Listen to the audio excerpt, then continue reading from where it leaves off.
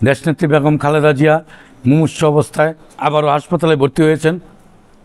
আমরা মহান রাব্বুল আলামিনের দরবারে ওনার আশুরোগ মুক্তি কামনা করি, কারণ দেশনেত্রী বেগম খালেদা জিয়া এই বাংলাদেশের প্রতিচ্ছবি।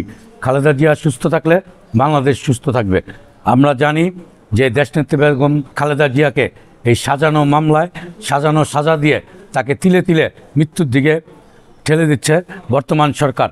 আমরা এই সরকারের কাছে দাবি করব অবিলম্বে দেশনেত্রী বেগম খালেদা জিয়াকে যেন সুচিকিৎসার জন্য বিদেশে পাঠানোর অনুমতি দেওয়া হয় এবং দেশনেত্রী খালেদা জিয়া যেন দ্রুত সুস্থ হয়ে ওঠে।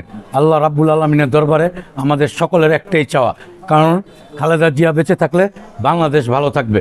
খালেদা জিয়া যদি কোনো কারণে আল্লাহ, মানুষ মরণশীল, কিন্তু খালেদা জিয়ার এই মৃত্যুর জন্য, এই অকাল মৃত্যুর জন্য বর্তমান সরকারকে দায়িত্ব নিতে হবে, কারণ বর্তমান সরকারের অবিচার অনাচারের ফলেই খালেদা জিয়া দিনে দিনে অসুস্থ হয়ে পড়েছেন এবং মৃত্যুর পথে তাকে ঠেলে দেওয়া হয়েছে।